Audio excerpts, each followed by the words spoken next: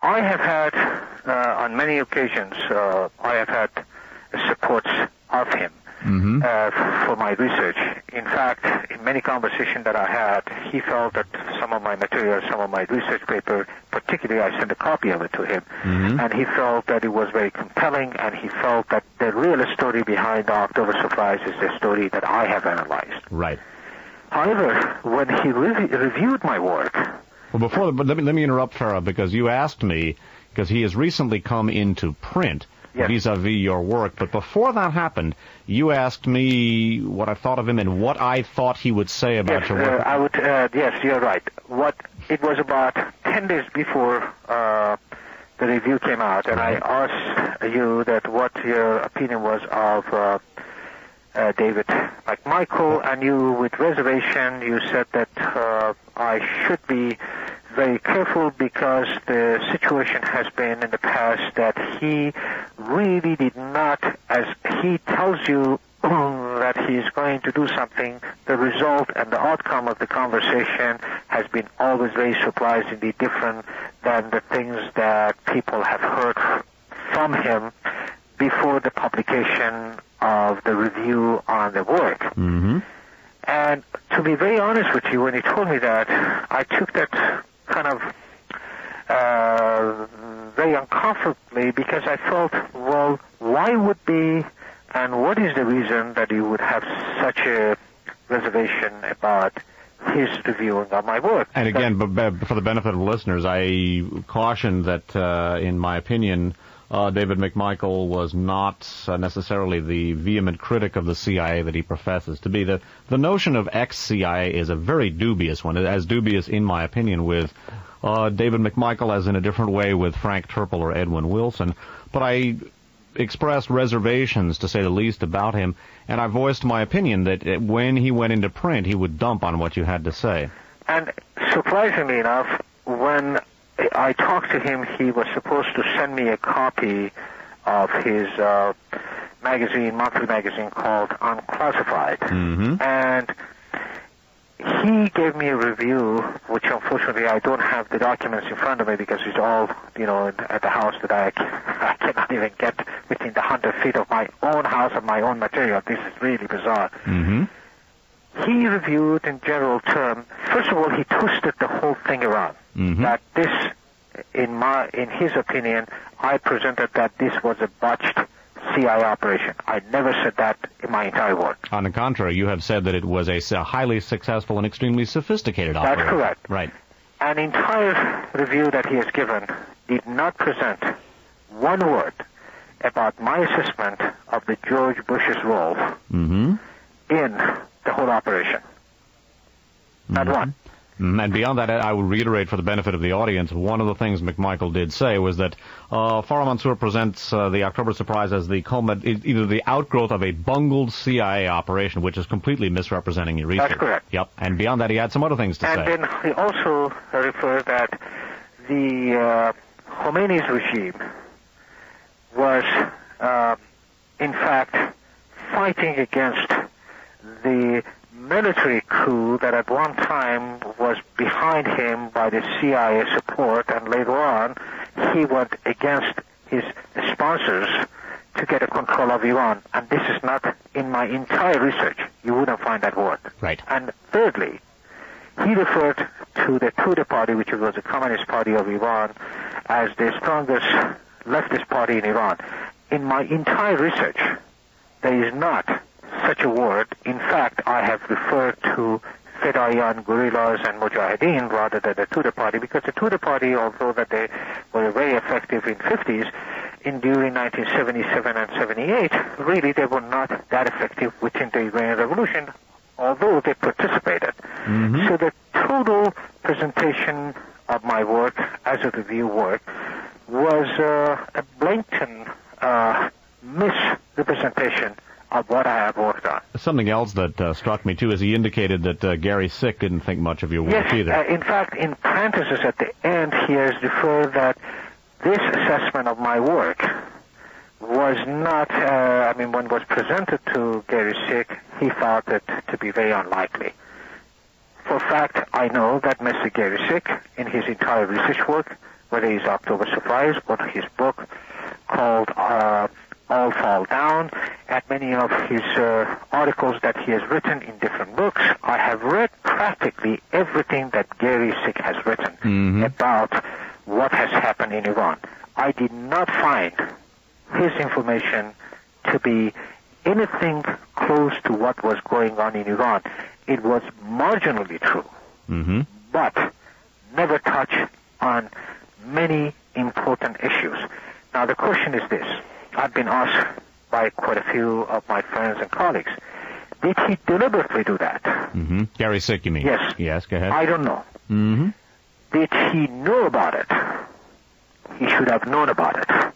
That was his job, because he was the assistant to Brzezinski at the White House, and he should have known that. By the way, among the outgrowths in the wake of our first two interviews, Fara, was a rumor that was being circulated that you and Gary Sick were very good friends, and that your name was really Mansoor Farhang and not Fara Mansoor. That is not true. In fact, I have not had any conversation with Mr. Gary Sick, with the exception of one conversation that I had with him some times ago, which Gary Sick, on his tour in Southern California, he was heard on Carol Hemingway. You mentioned that, right? Yes, and I got on there and asked him certain question, and he did not answer my questions properly, and I have got all the documents that I have discussed that with you. And the second time that I've talked to him was on January 12, 1993. I don't have any relationship with Mr. Gary Sick, and I tell you, I did ask him at the end of my conversation with him that at some times in the future I would be very much looking forward to be on some sort of a panel to discuss the issue of the October Surprise with him, because many questions that I have. You see, it troubles me when Gary Sick, a man of his stature, praises a man like Eric von Marbot and make him look like a man that the United States government and the people of the United States are so much indebted to him. Okay? That troubles me. Yep. It troubles me when Gary Sick goes to so much detail of what was happening in Iran, but he forgets an entire book that he has written about Iran.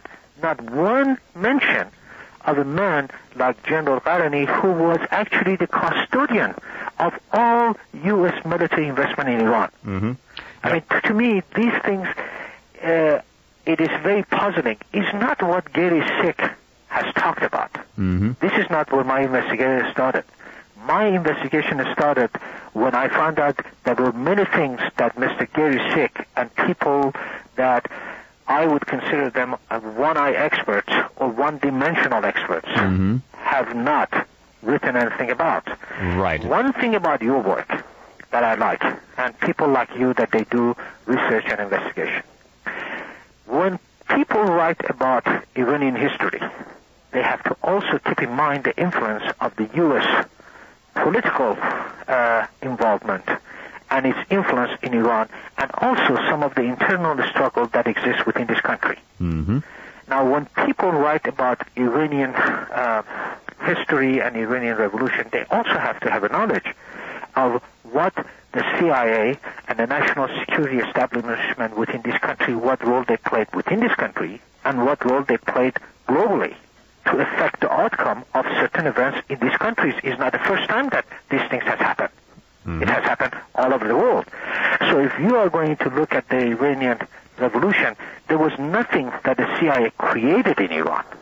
But however, through the knowledge of what they knew was going on in Iran, they were able to manipulate it. Right. Now, we've been through this before. I just simply wanted to put a wrap on things and point out that already you're getting the kind of treatment that I've been subject to and other researchers of character have been subject to, rather than people, and certainly many people have responded positively and enthusiastically, but that sort of preposterous rumor that you would, among the many rumors that immediately began circulating, was that, one, you weren't really who you are, but you were a professor at Middlebury College in Vermont and a good friend of Gary Sick's. Nothing could be further from the truth. And then you mentioned to me, as I said before, the publication by McMichael, that McMichael had spoken very highly of your work, and then he went into print and not only distorted what you had to say, but basically dumped on it, albeit not very enthusiastically. This is one thing that I really have to be very fair. One of the two things that happened, whether he told me that he read my material and he didn't understand what he read, all right, or he deliberately put it in a format that it does not reflect my research. And besides, one thing that I want to tell you, he spelled my name Farah, which is a female's name in Farsi language.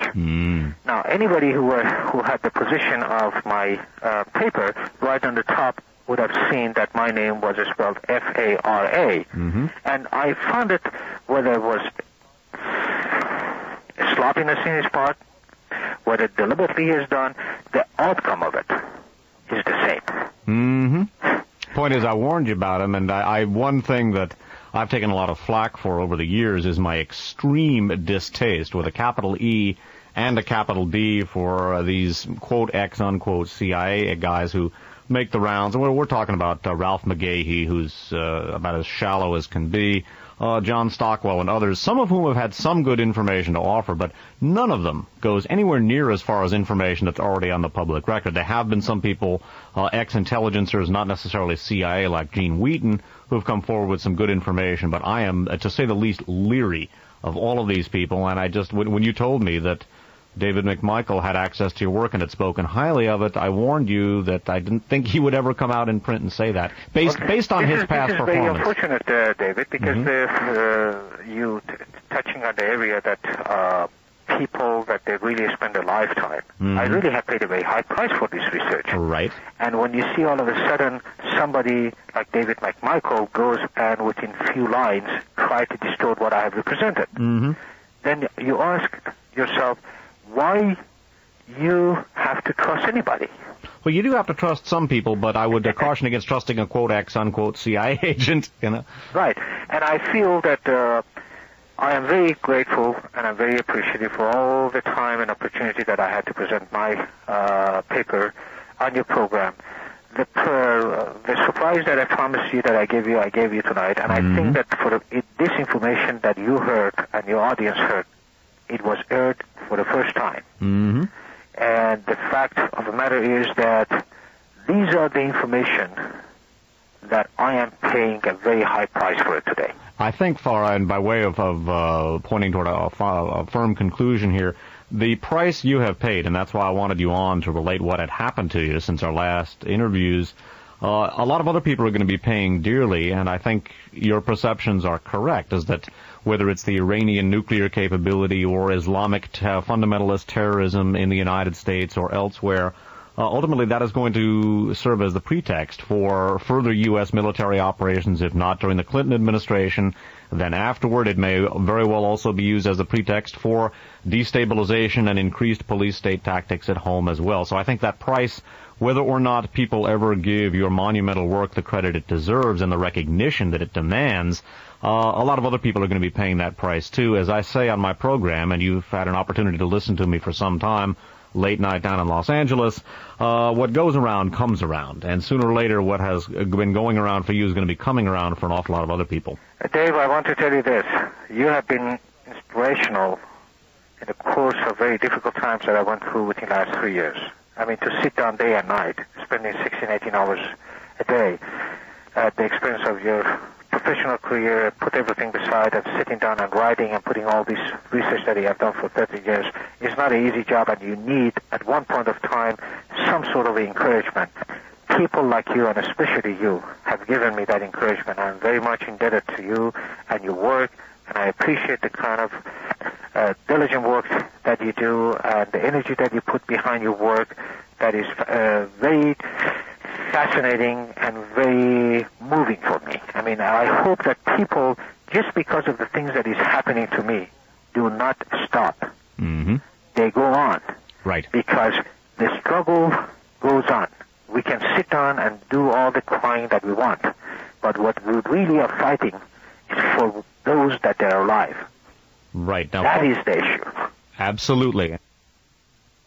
Now, there was an article published in July 23rd, 1992, on Thursday on the LA Times by Robin Robin Wright, Echo Robin Wrong.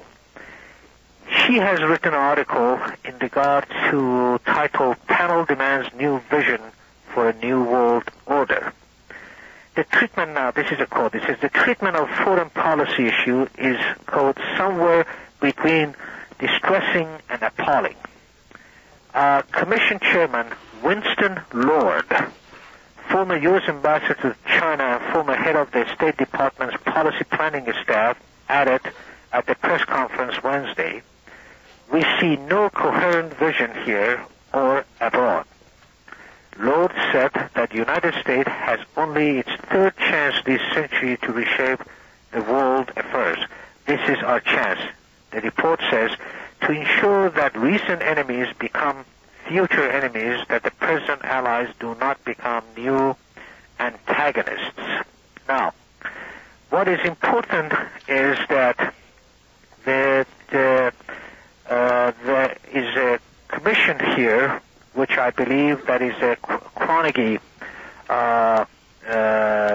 Endowment Commission, a Carnegie Endowment National Commission on Americas and the New World Ways, in his report has said that.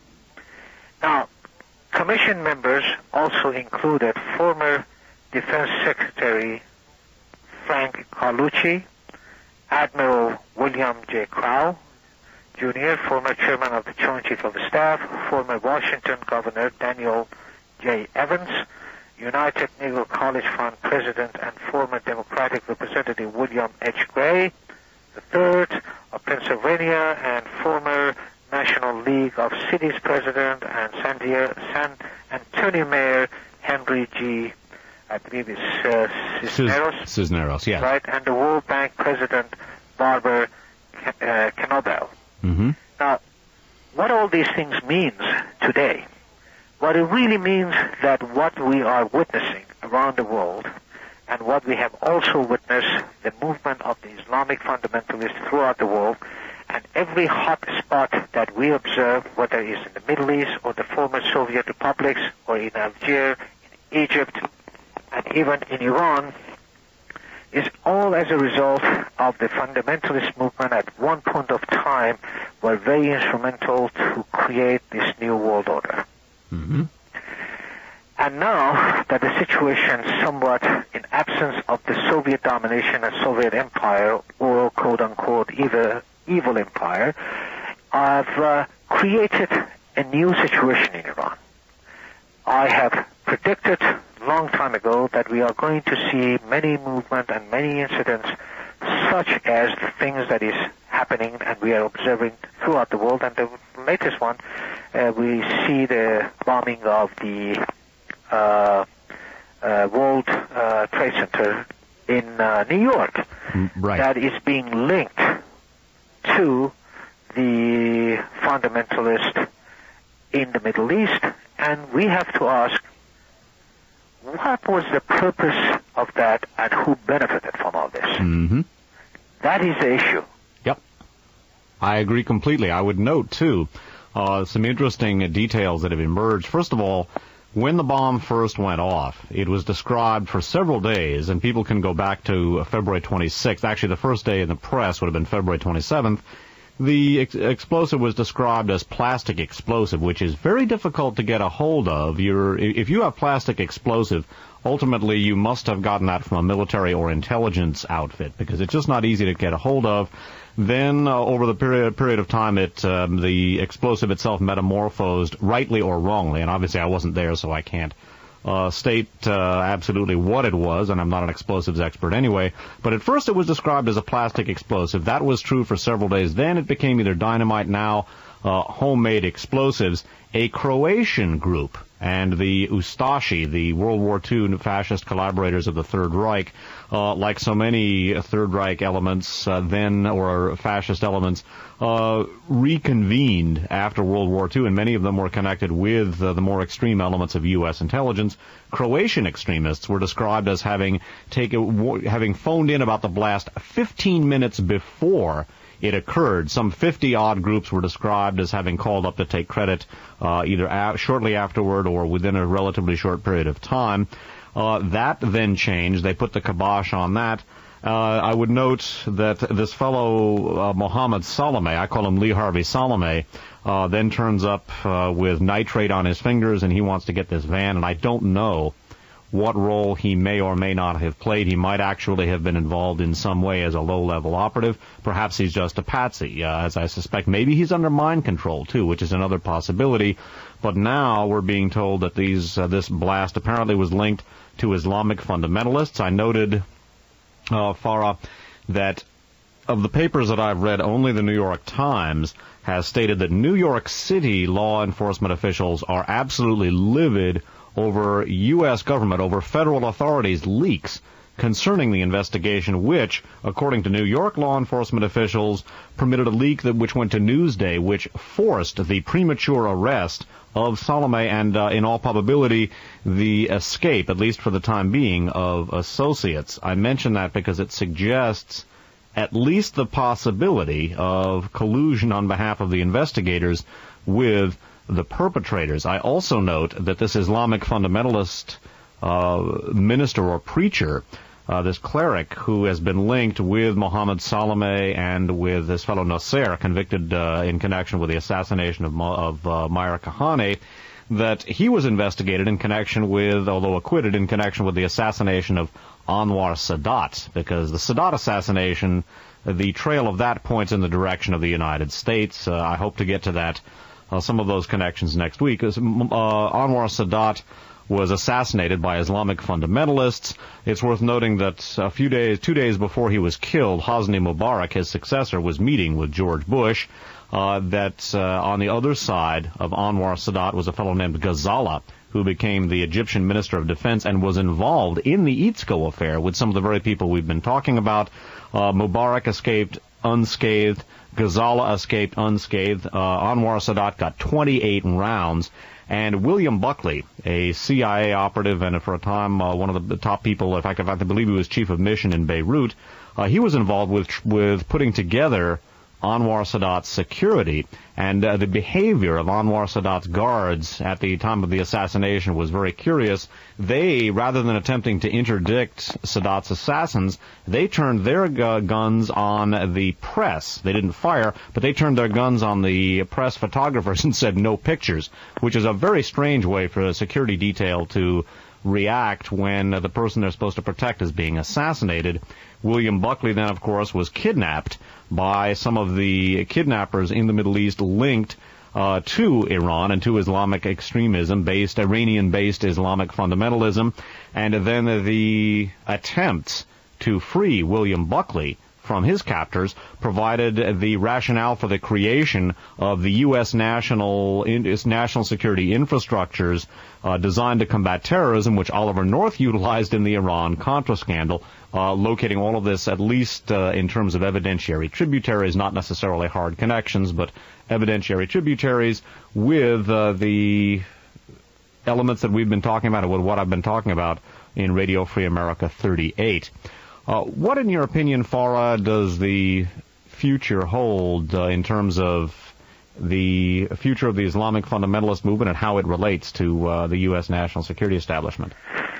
Well, to begin with, I have to say that the Islamic fundamentalist movement on a global level, in absence of the Soviet Empire, right now is being looked at by many of the third world countries as a tool and a vehicle that they can unite behind that. A good example of that was recently, I think that was sometimes in late last year, that, for instance, the KPFK had almost about a 3 days program on all the Islamic countries being represented on a program.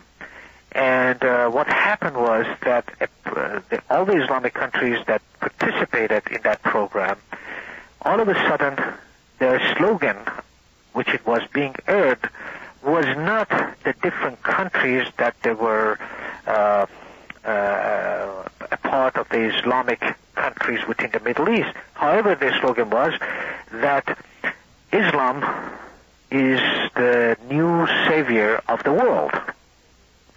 Now, the program became actually 3 days. I have never remember during all the years that I have listened, for instance, to KPFK, and all of a sudden 3 days program to be actually dedicated to one specific religion. By the way, I would mention that KPFK is the Pacifica station in Los Angeles. Go ahead. Right. And all of a sudden the things turn around. What is important is to see what is the substance of all these Islamic fundamentalist movement. What do they want to accomplish? What is their objective? What they did.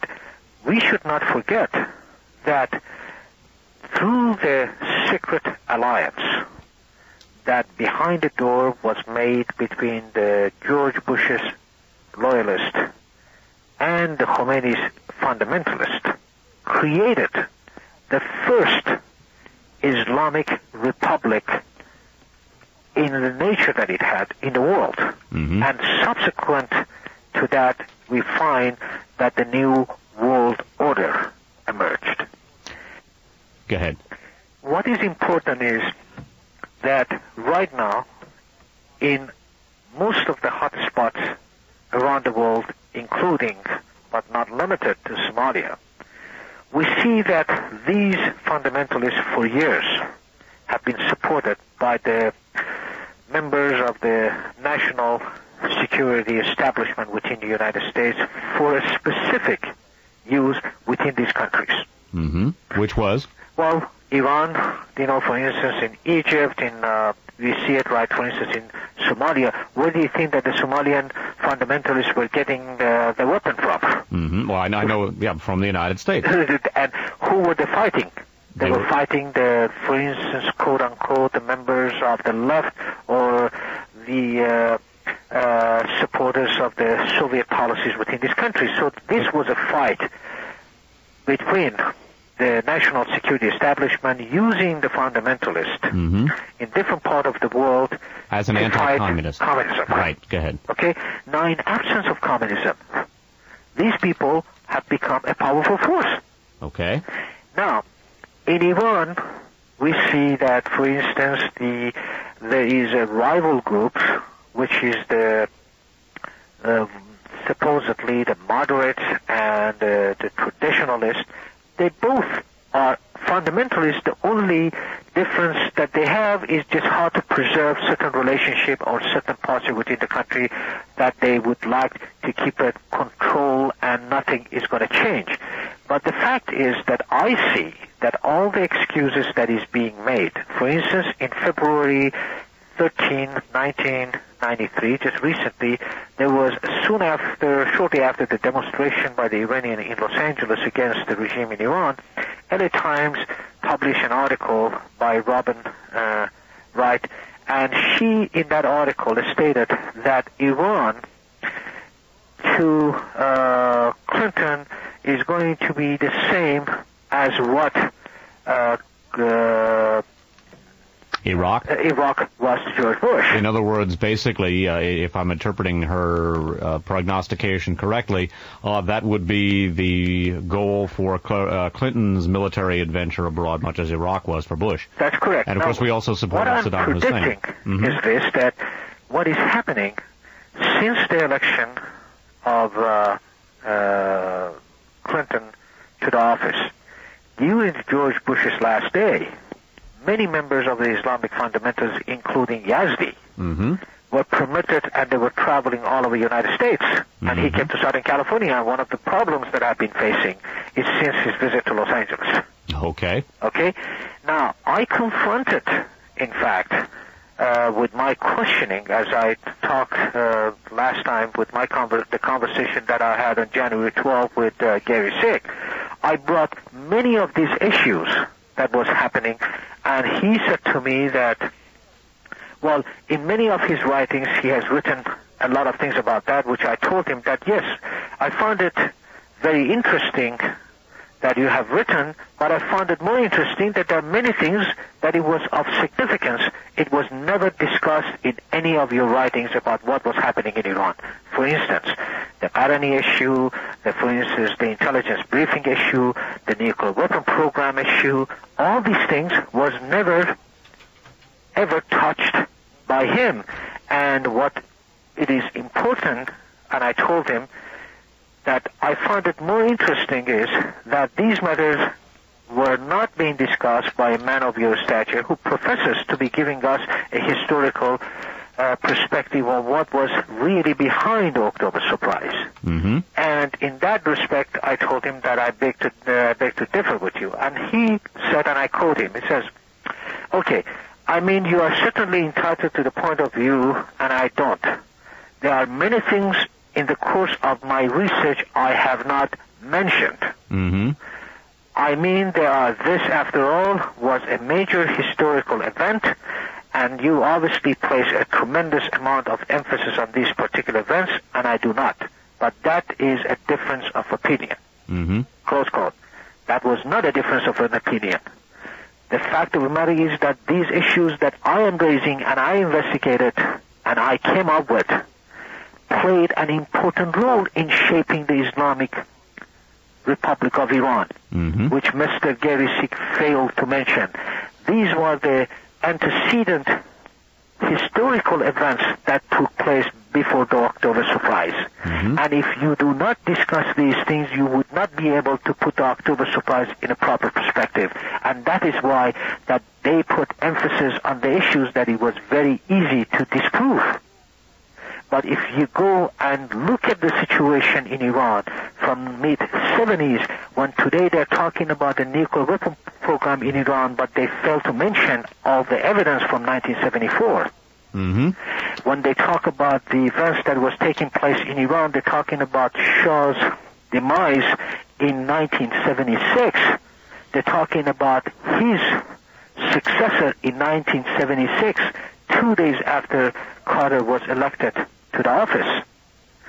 These are the issues that have been ignored, and if you don't touch on those issues, you do not understand why the Islamic fundamentalist movement now emerging in the world uncontrolled, and they do anything that they want at will. Why, for instance, the Islamic fundamentalists in Iran have got a control over the Iranians, and they put them in the state of terror, that they would come and they would pick up on individuals like me that is trying to expose them so they can discredit me. Mm-hmm.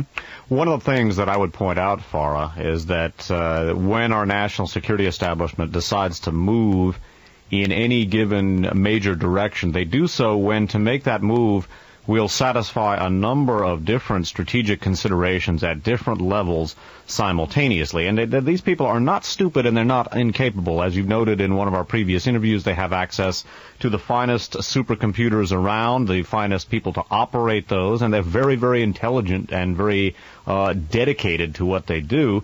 Fundamentalist religion in general has been promoted by elements of our national security establishment, both because it is anti-communist. Fundamentalist Christians are also anti-communist, and now in the post-Cold War period, I should say, Islamic fundamentalism may loom as an enemy which, if not as potent as the Soviet Union, could at least serve as a rationalization for continued enormous defense expenditures in this country, as well as for a more aggressive military posture abroad than we might otherwise have, as well, at least the threat of terrorism can also serve as a pretext for cracking down on civil liberties in the United States, broader police powers, broader surveillance powers, etc.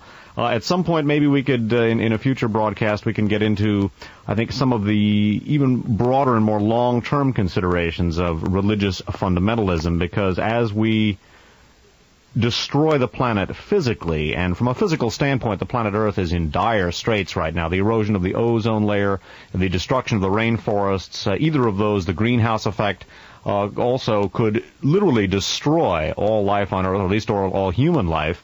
And with a disintegrating world economy that I think is going to begin disintegrating at a much more rapid pace, one of the things that religious dedication can do, that fundamentalist religion can do, is to help blunt the impact of these things. My academic background is in psychology, and psychologists refer to one of the governing dynamics of human life. They refer to it as the reality principle. In other words, basically, you have to deal with your environment. You have to grasp what your environment requires of you in terms of whether it's working or growing food or avoiding the cold or disease or whatever, and you must deal with those things. And in a world in which, from an environmental and economic standpoint, and I think ultimately politically, because of those two, reality is going to become increasingly unpalatable to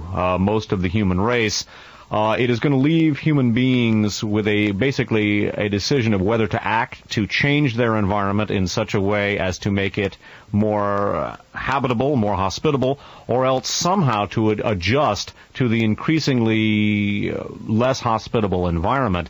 And a fundamentalist religion, just like drug use or alcohol use, can blunt an individual's sense of reality and their adjustment to that reality. If, just for example, you are a multinational corporation and you are engaged in seriously polluting the earth and abusing your workforce, not that all of them do that, but many of them do, and you wish the workforce to continue to be pliant in spite of the harsh conditions, and if you wish the people who are suffering because of the environmental destruction to continue to suffer, among the ways you can induce them to do that is to get them to believe in some sort of otherworldly solution to these problems, whether it's salvation through Allah or through Jesus or through a Jewish Messiah or through a New Age Messiah, because New Age, there are very strong connections between some elements of the so-called New Age in this country and the national security establishment.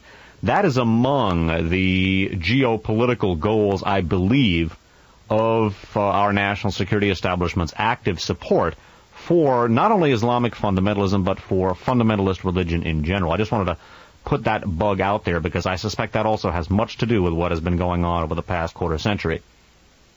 The connections, for example, in the U.S. between right-wing Christians and our national security establishment are very well documented. Many listeners, and perhaps yourself also, Fara, are familiar with the work of Sarah Diamond, who's done some good work in putting together the nomenclature of the Christian right and some of their connections. It's not a new phenomenon, but that's something else I would call to your attention and to the attention of the audiences. Fara, we've got about 50 minutes to the top of the broadcast.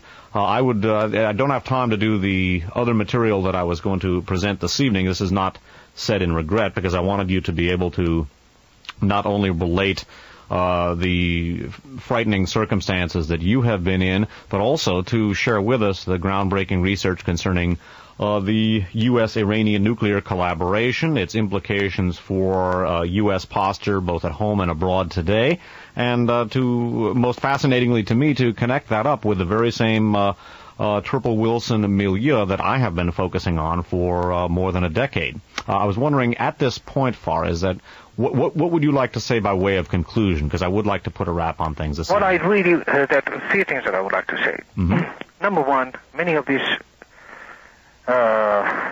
documents and some of the discussions that I have had on your program, this is for the benefit of many of your listeners. All of us, I would say. You know, that we feel that why such an important issues and information have not been heard. Mm-hmm. It is not that I did not try. It is not because I have got a copy of every correspondence that I've had with major news media, with all the documents that I sent to every single one of them, including to LA Times reporters, on their own articles that I challenged them. Why didn't they investigate the article that was published on August 22nd, 1979, Los Angeles Times by Robert Gillette, which it was titled, quote, Iran's purchase of laser process from LA company widen nuclear capability. Mm-hmm. Now, the article exposed the deal of this laser, and, there were another article that it was published in March of 1980 that indicated actually Iran's nuclear bomb capability. What it shows to us that we are living in the environment, in a system that they do not allow the truth to come out.